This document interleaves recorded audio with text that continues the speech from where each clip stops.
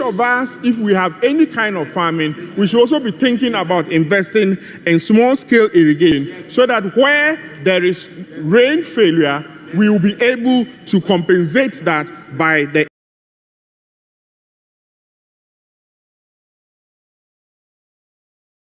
irrigation program. Mr. Speaker, the next critical one that is also important as a policy solution to some of our challenges is what is referred to as agri-next. Mr. Speaker, this is targeting youth, where traditionally many youth are not interested in the drudgery and that is associated with agriculture. And so this program is expected to create some land banks and then develop these land banks, get support and training for youth, get them develop into some skills, get them the priority crops that they are interested in, and then support the production and processing. So that at the same time, being who they are, the Gen Zs and all that, will be able to get them to see how they can input servicing, marketing of the produce that they process, etc., into the architecture. That way, my view is that, Mr. Speaker, we'll be able to get our youth more excited about agriculture, and then they will be able to support the transformation of the sector in the medium to long term. Begin to wind up. Mr. Speaker, in conclusion, I'd just like to say that this budget statement is appropriate, is the right policy prescriptions for the diseases of this country. Mr. Speaker, we notice that because of the huge debt burden of this country, there will be challenges in financing. And I want to use this platform, Mr. Speaker, to invite the private sector to let us all see this as a national fight, and that these programs have been so outlined adequately, and that we have resource persons at the Ministry of Agriculture and the sector to be able to support and direct investments in this sector. I'm confident that if we can all sing from one hymn book, we'll be able in the medium term to transform the sector into the desired output that we want. I thank you very much, Mr. Speaker, for this. Thank you very much. Honorable, you want to speak? But not.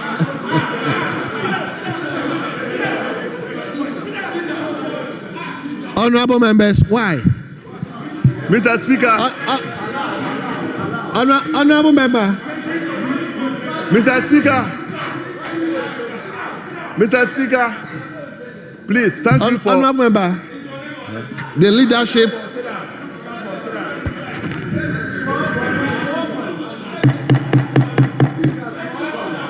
Honorable member, just hold on.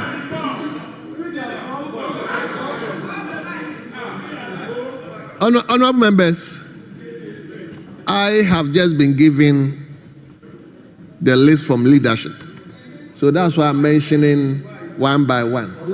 So he wasn't part of it. Honorable member, I think leadership will do the necessary thing and bring your name. But for now, it is the turn of Honorable Gideon Boaku.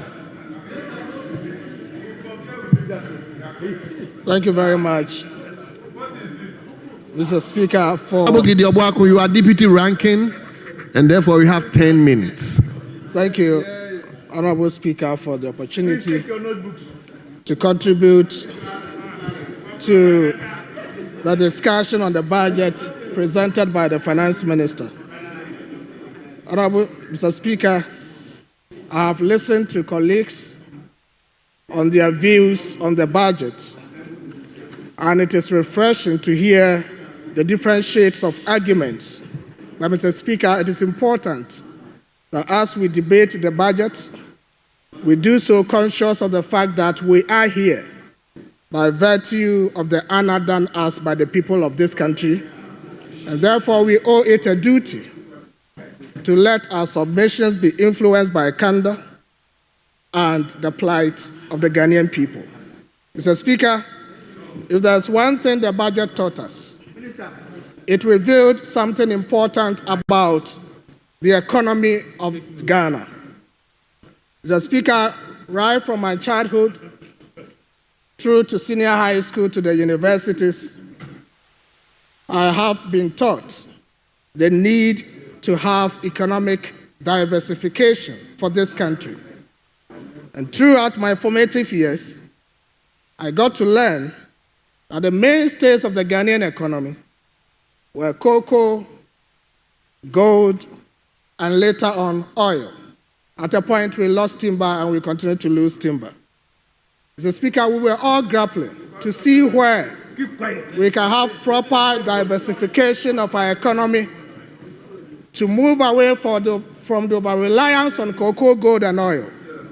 Nobody, Mr. Speaker, thought that Ghana was going to discover something that will contribute so much to the economy other than gold, cocoa, and oil. But Mr. Speaker, interestingly, on Monday, when the Statistical Service reviewed the quarterly data and subsequently followed up by the Ghana statisticians' presentation to Parliament, we got to know that for the first time, the economy of this country had grown in nominal terms by 1.2 trillion cedis in 2024. That is so remarkable. And Mr. Speaker, it is important to know the facts behind the figures, where the growth is coming from. And for the first time, it is reported by the Ghana Statistical Service that the massive growth that this country recorded in 2024, Mr. Speaker, did not come from cocoa, it did not come from gold, it did not come from oil. But guess what? This growth was fueled by data and SMS, i.e. digitalization. Mr. Speaker, it is important to stress on this point because for the first time, Ghana is seeing a growth fueled by a new element, that is digitalization. And so today, if we are talking about the mainstays of this economy, we can comfortably say that the digitalization efforts that were championed by previous governments, properly so done within the last 8 years and championed by the former Vice President, Dr. Mahamudu Bawumia, has led to higher growth in this country. Mr. Speaker, it is important to stress this. If there is anything magnificent that has happened to this economy, if there is anything magnificent that has happened to this economy in the last 2 decades, in the last 3 decades, it is the economic diversification that has taken place as a result of the digitalization agenda. And Mr. Speaker, it is important to stress also that because the economy has grown, we have seen the new government making decisions and coming to Parliament to seek for more funds in terms of our GDP and how much government wants to spend. Anybody would have thought that a government that decided to come on the back of reset and cut expenditure will spend less than what it came to meet. But today, we've seen the government seeking to spend 290 billion cedis, whilst 2024 we spent 250 billion cedis. It is because we have grown the economy. That is why the government can decide to spend more. So it is important to put this into perspective. But Mr. Speaker, whilst we are spending, we must be mindful of where the chunk of our expenditure is going to. I was a bit surprised when I went through the budget, went through the appendices and the tables, and I saw where government is prioritizing. Speaker, budget is all about prioritization. Today, we have this government coming to Parliament to seek to spend 290 billion cedis, and out of this, how much we are allocating to improve the lives of our people in the constituency, in the districts, is far lower than how much we are allocating to spend at the presidency. Mr. Speaker, I'm worried about this. I'm worried about this. Everybody would have thought that this government will prioritize the needs of the ordinary Ghanaian. And so we should not be spending so much at the top and leave those at the base. And Mr. Speaker, I say this in the sense that if you look at the expenditure tables and you want to categorize them, whilst in 2024, the expenditure prioritized local government and roads. In 2025, government expenditure is prioritizing Office of Government Machinery ahead of local government and ahead of roads. But Mr. Speaker, our people in the rural areas need roads. Our people in the local communities need the toilets. Our people in the rural areas need rural electrification. Why are we seeking to prioritize expenditure at the presidency and at the office of government machinery ahead of expenditure at the local level and for our roads? Where is the socialist government? When we do this, we are giving our people one impression. And the simple impression we are giving them is that we don't care so much about them. We want to spend so much at the presidency. And Mr. Speaker, if you look at the budget, you will be shocked. In the sense that in 2024, the ruling party complained so much about expenditure at the office of government machinery. By the entire 2024, how much was allocated for compensation at the office of government machinery of their own budget? At least in page 188 of the budget, we are giving a description of what constitutes office of government machinery.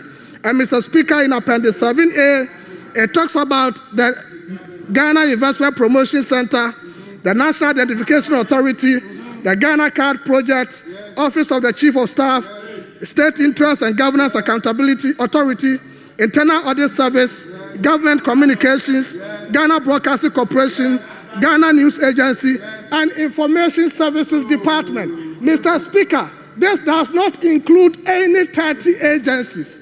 And Mr. Speaker, under the leadership of President Nana Addo Akufo-Addo, all of these, but the ISD and the Ghana News Agencies, were under the Office of Government Machinery. And in addition to that, we had the Zongo Development Fund, we had MASLOC, we had the Scholarship Secretariat, we had the Development Authorities, we have the 1D1F Secretariat, we had the Rental Scheme, and the Public Enterprises. Mr. Speaker, there were more agencies under President Akufo-Addo and the Office of Government Machineries than there is today. Yet President Akufo-Addo spent 327 million. But today, we are seeking to spend 2.7 billion.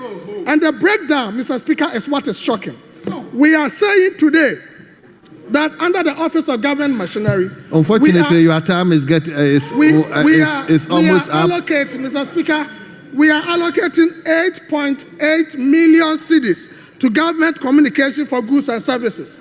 A4 sheets, pens, pencils, some toffees at the office. 8.8 million cedis, and we are allocating 70 million cedis to government communication for CAPEX. What exactly are they going to use that for? Why are you prioritizing this ahead of roads in this country? Mr. Speaker, that cannot come from a government that is a socialist government. And it is so important to know that. Mr. Speaker, before I rest, I have heard arguments here about the Bank of Ghana situation.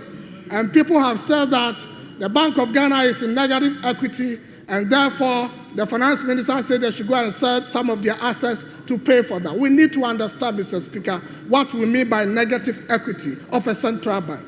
Mr. Speaker, what we are talking about basically is that the liabilities of the bank are exceeding the assets of the bank. But Mr. Speaker, you need to understand how this is coming about. When government was going for the IMF program, there was a need to reduce the debt to GDP ratio. And therefore, the Bank of Ghana had to take a 50% haircut. Not a single Ghanaian bondholder suffered from the haircut. The Bank of Ghana became a loss absorber.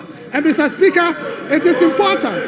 Mr. Speaker, thank you, Honorable Gideon. 1 minute, Mr. Speaker. It is important to know Honorable Gideon. Mr. Speaker, it is important to know where this debt is coming from. The debt, Mr. Speaker, the debt that the Bank of Ghana was made to suffer the haircut for is a 20-year debt. Majority of it was loans the Bank of Ghana advanced to Cocoa Board in 2013. That is what the Bank of Ghana had to scrap. Thank you, Honorable. Exactly what contributed to the negative Honorable. So you need to understand it from that point. You need to understand it. And Mr. Speaker, just 1 second. Thank you, Honorable. The Bank of Ghana is not seeking for taxpayers' money to pay this. In the IMF program, Mr. Speaker, in the IMF program, there is a 2.6% buffer in the framework. That is what the government must use to pay the... Honorable, thank you.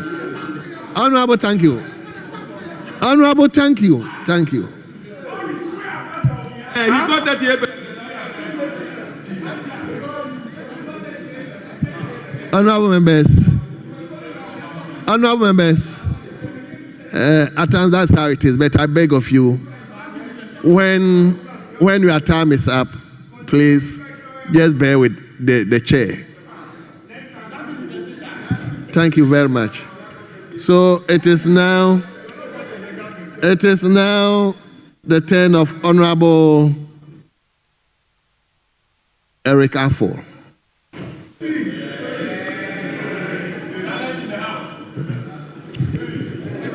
Thank you. Honorable, I would like to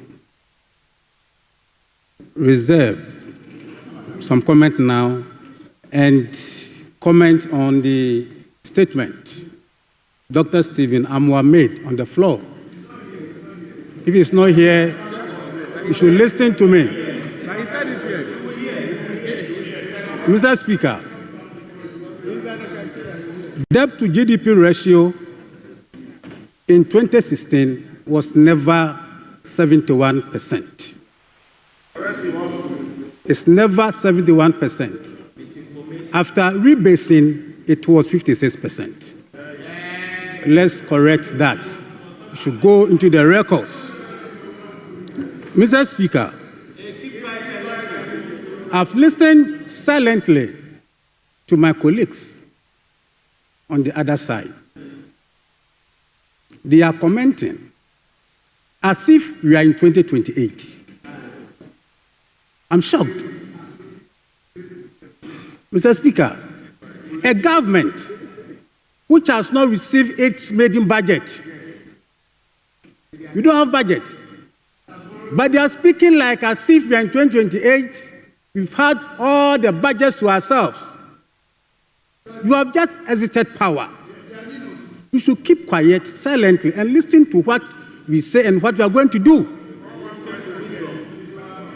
Mr. Speaker, I want to put on records that statistics before us, data before us, shows that within the last 8 years, MPP government has put this economy into a serious jeopardy.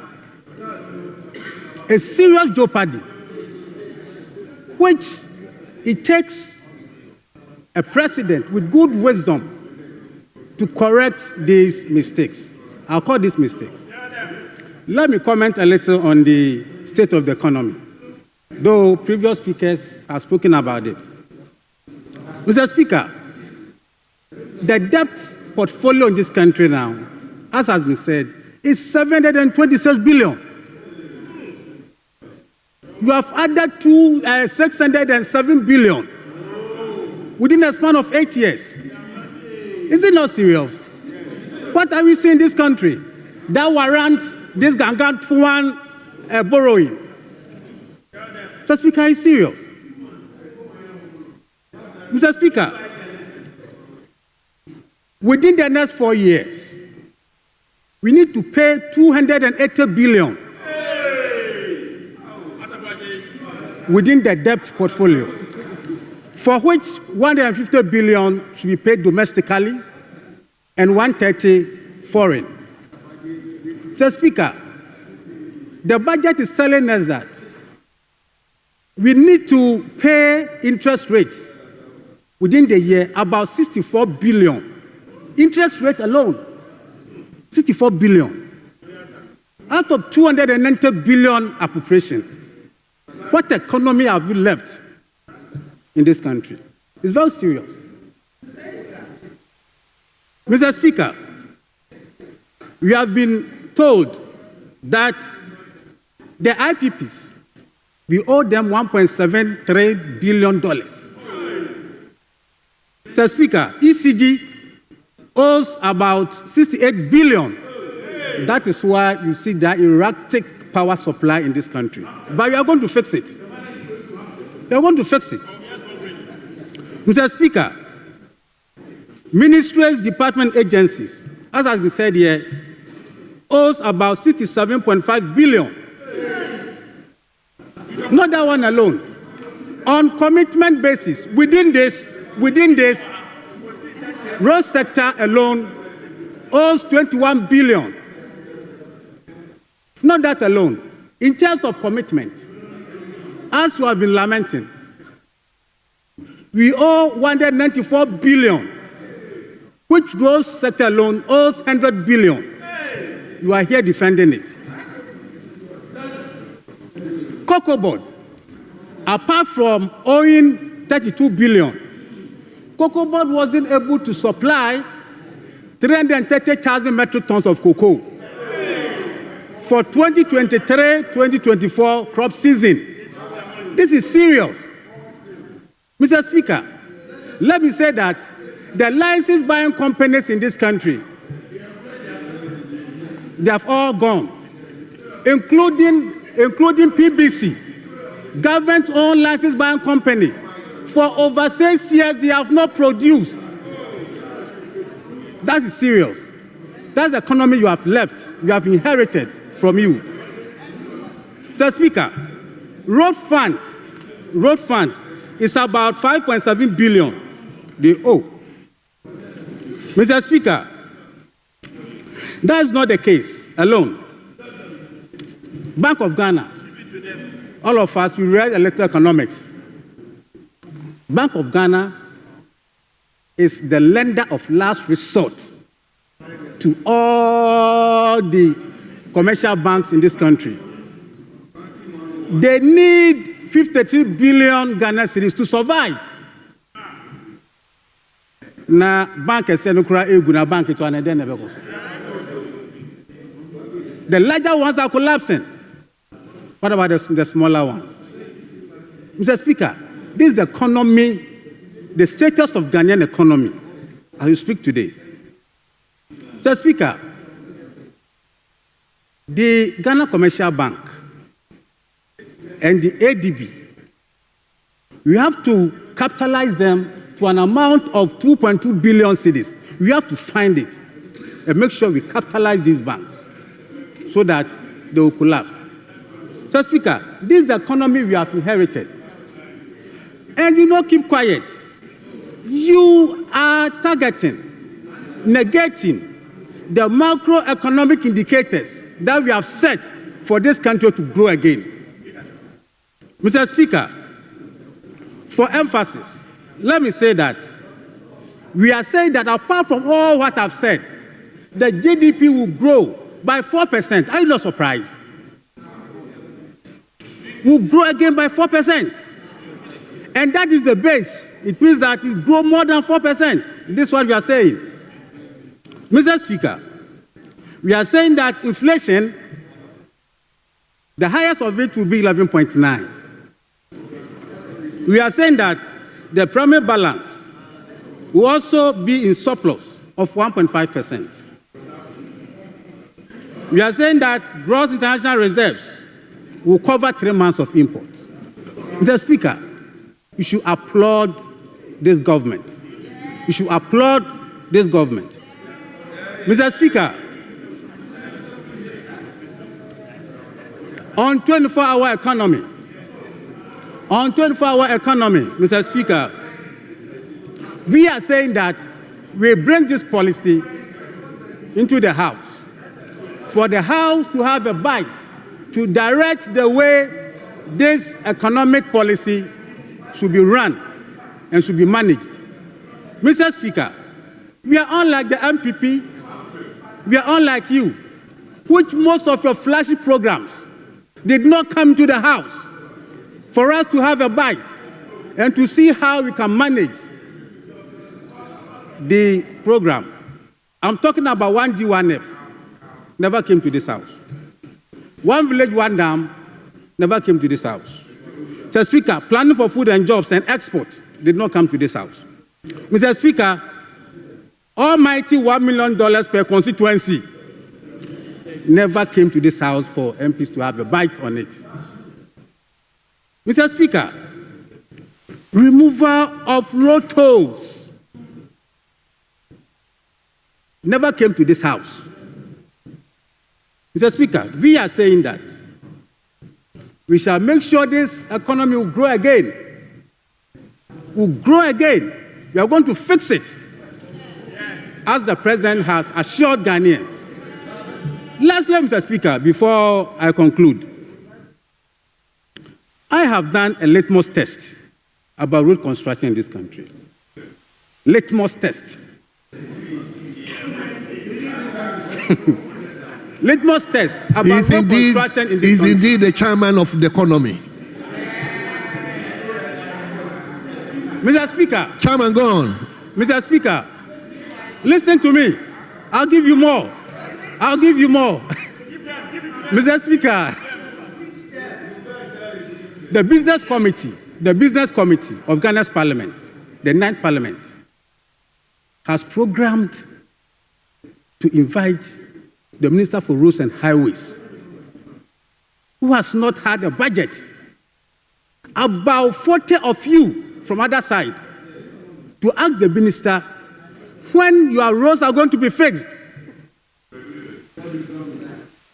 You don't have budget. So you are testing that, or you are attesting that, to the Speaker. You don't have the roads. And you are saying that you have constructed 13,000 kilometers. We know, we from the other side, we know that we don't have the roads. Mr. Speaker, this side, we know that we don't have the roads because we are in opposition. You stop all contractors. But we thought 188 MPs from the stronghold of the MPP. You not ask about road construction again. But yet, you are here complaining about your roads. Mr. Speaker, I'm tempted to say that the 13,000 kilometers of road that we have constructed is a mirage. It's a myth. It doesn't exist. So, Mr. Speaker, we are showing Ghanaians, we are showing our friends on the other side that we accepted that we have a problem with respect to our economy. We shall make sure dedicate ourselves to fix these roads, to fix this economy, to fix this country, so that you stay in and enjoy. Thank you, Mr. Speaker, for the opportunity. Thank you so much.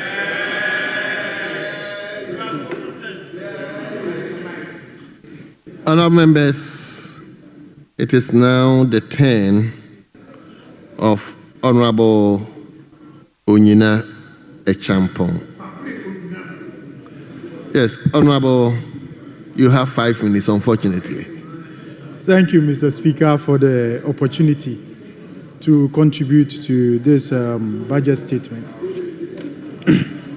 Mr. Speaker, various speakers from our side have spoken at length on the records of the 2024, the records of the MPP government, and also on the budget and the performance of the 2024 budget. So I will not dwell so much on it, only to add that our friends from the other side want to pick and choose what parameters or figures they want to allude to.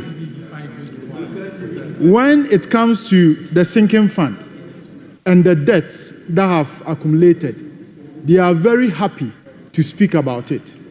But when it comes to the debt to GDP ratio, that has been better and has improved, they don't want to admit to it. When it comes, Mr. Speaker, when it comes to the growth rate that has increased to 5.7%, Mr. Speaker, they don't want to hear about it.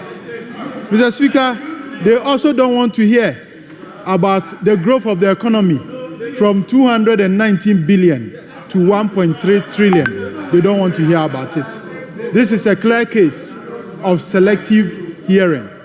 Mr. Speaker, I'll only add, when you look at the 2025 budget figures, the revenue and the expenditures, you know that the 2025 budget is projecting to have an increase in revenue from 2024 of 38 billion Ghana cedis and an increase in expenditure from 2024 of 42 billion. Mr. Speaker, one may ask, why spend 42 billion extra to gain only 38 billion extra. This is only the deficit on the revenues and on the expenditures. Mr. Speaker, it will interest you to note, Mr. Speaker, it will interest you to note that a supposedly criminally managed economy was able to produce these figures that I've just alluded to, whilst a reset economy that is meant to give us better results is projecting 4.4 and 3 months import cover. Mr. Speaker, how can that be? As the minister said, the devil is really in the details. Mr. Speaker, let me go to some of their policies that they said. They outlined some key policy initiatives and resource allocation that they are in this 2025 budget. Mr. Speaker, it will interest you to note that most of these policies were the policies of the MPP government, which have only been renamed. This is copycat. Mr. Speaker, it is not bad to continue an existing policy, but the fact is that give credence to the MPP for initiating this policy. Mr. Speaker, with your indulgence, I'll go to page 70 of this budget statement and then mention a few of these policies and see if, Mr. Speaker, you truly recognize them. Mr. Speaker, National Apprenticeship Program aimed at generating self-employment by providing free technical and vocational training for young people in various crafts. Mr. Speaker, this in actual fact, is the beast box that was being done by the Ghana Enterprises Agency. Mr. Speaker, go with me again to the same page, the next one, the Ejumara program that they are touting as an innovative program. They are saying the unique business startup policy aimed at facilitating the creation and tracking of mentoring of minimum of 10,000 businesses. Focus on young people. Mr. Speaker, this is the You Start policy. And this, the finance minister was claiming that some of these policies have been cancelled. He said the You Start have been cancelled, 1D, 1F have been cancelled. Mr. Speaker, the 1D, 1F is finding expression in their budget, which is the rapid industrialization. It is the same policies. Just give credence to the MPP, the same policies which are copycat policies. Mr. Speaker, the next point I'll elaborate on is the lack of commitment to some of their flagship policies, the lack of commitment to achieve and execute what they term as flagship policies. Mr. Speaker, I'll turn with me. You remember that in the 2017 budget, Mr. Speaker, you remember in the 2017 budget, when MPP Honorable member, your time is up. I'm adding 1 minute more. Mr. Speaker. Honorable member, I'll give you 1 more minute, please. Mr. Speaker. Honorable members, when honorable members, in power please, in 2017. it is the members at the table who gave me the time. So it's not me. Mr. Speaker, let me quickly rush through some of their policies that they are lacking commitment in it. Mr. Speaker, the first one is the big push policy, which they are the big push, which they are targeting $10 billion. Mr. Speaker, averagely, they are supposed to allocate $2.5 billion per year to this big push, which is translated into around 40 billion Ghana cedis. Mr. Speaker, they've only allocated a paltry 13.8 billion. It is only 33%. Is this showing commitment to their budget? Mr. Speaker, Women Development Bank, we are saying that they allocate 51.3 billion. Mr. Speaker, we need 400 million just a startup for this. This is a clear case. Mr. Speaker, go to COVID-19. They said they were going to abolish COVID-19. Mr. Speaker, they gladly campaigned against COVID-19 and said that it was a nuisance tax. It was inhumane. Luckily, they came into power they had the opportunity to cancel Thank it. you. Mr. Speaker, it will interest you to know that they have budgeted Thank you. 3.8 billion Ghana cedis for COVID-19. It is 1.1 billion, more than what we received. We brought it's a clerk's, Mr. Speaker, 1 million quota jobs. Mr. Speaker, if you can, the backbenchers on my right. Mr. Speaker, let me conclude. Thank you. Mr. Speaker, thank you, Honorable Onyina. Thank you. Let me conclude. 1 minute, Onyina, Mr. thank Speaker, you so I much. take your indulgence to conclude in 1 minute. Mr. Speaker, Honorable this Onyina, I've been government magnanimous. is enjoying so much goodwill. But I want to sound a note of caution that it will be soon. Thank you. Honorable members, Honorable Onyina,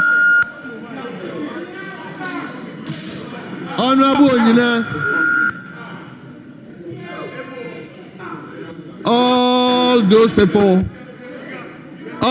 who are putting their minds on,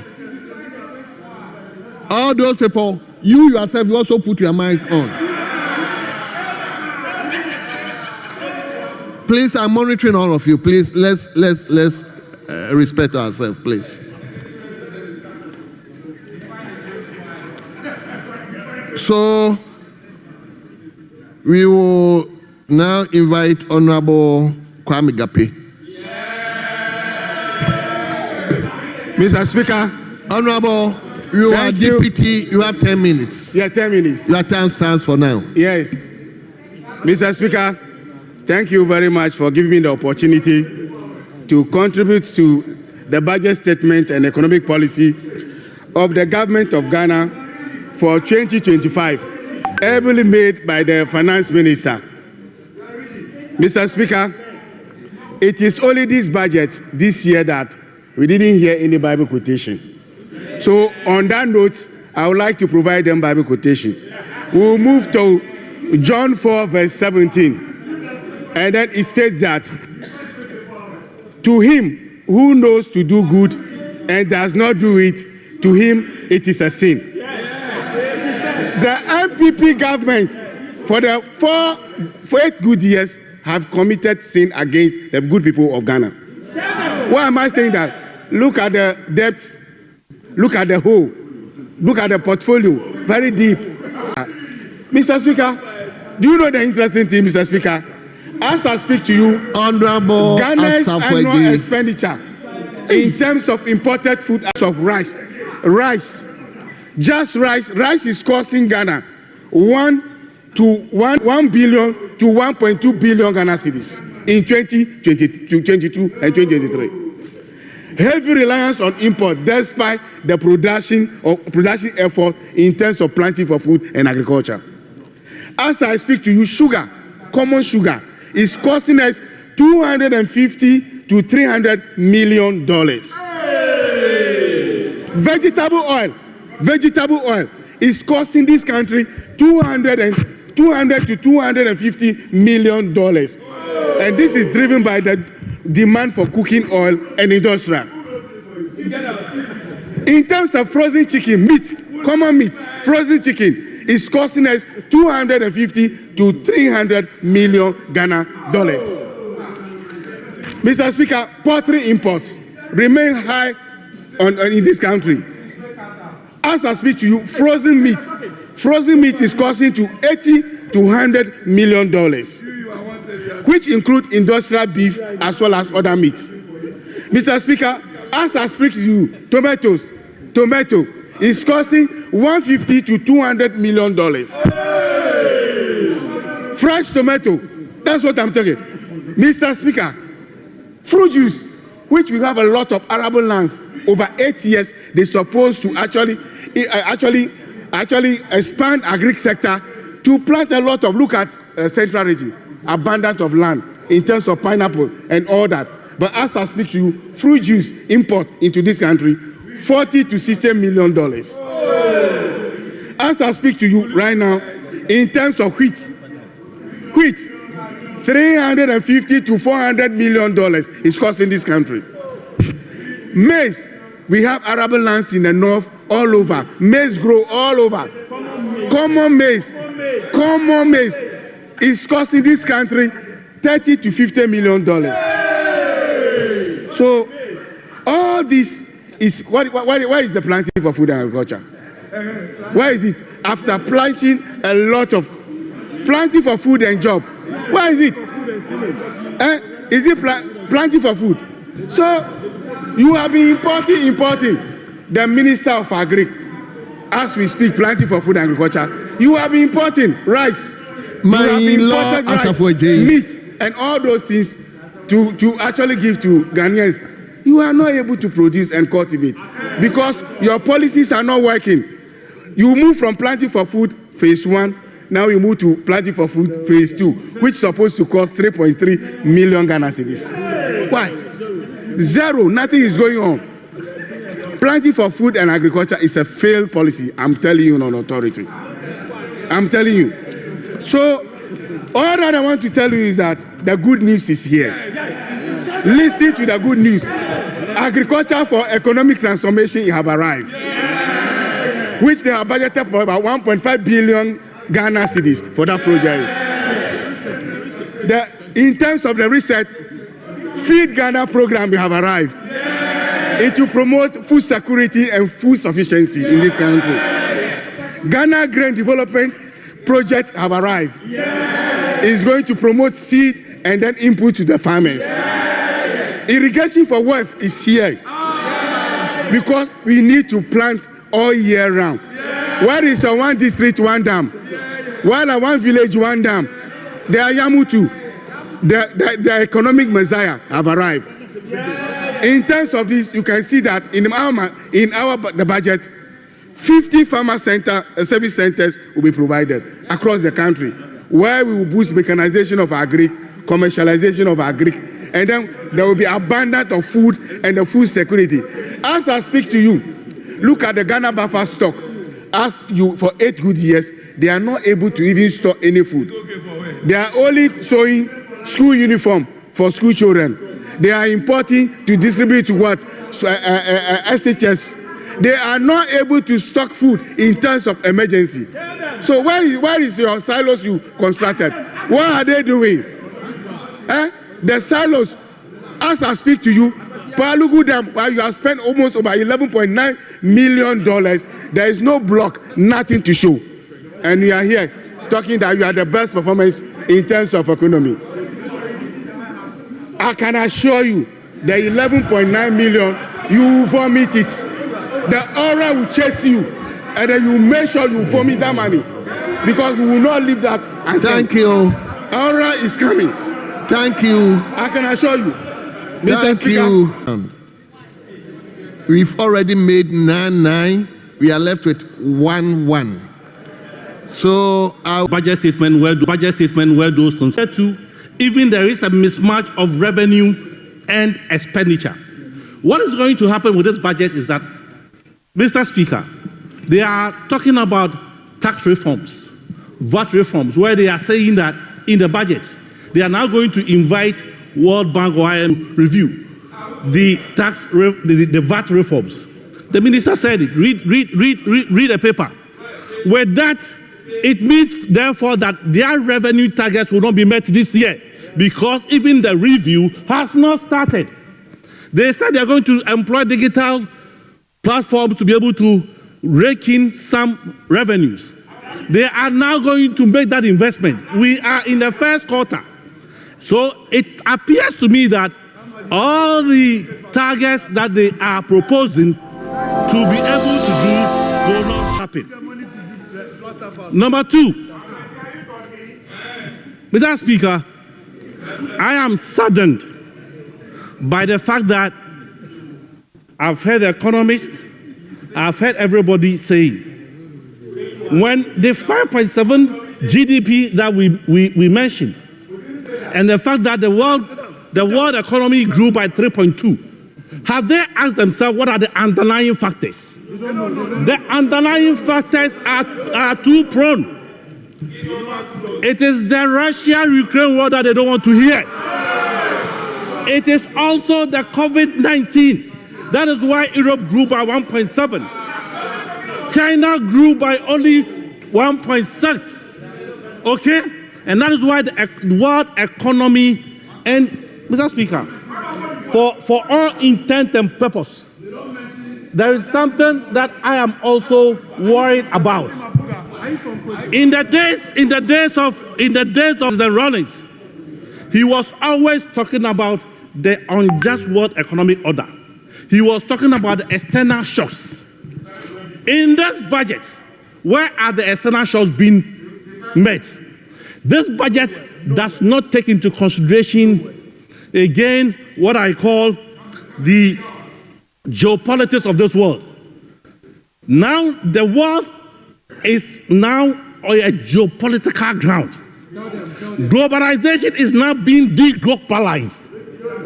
There is no globalization happening again because the world dependent on, and when post-COVID comes, everybody is looking at self-sufficiency in this country. And therefore, the new buzzword going around is nearshoring, offshoring, onshoring. Nearshoring means that now Europe is looking to bring its manufacturing companies around Poland, Ireland. This budget did not even mention AFTA. AFTA is the single largest what? Market.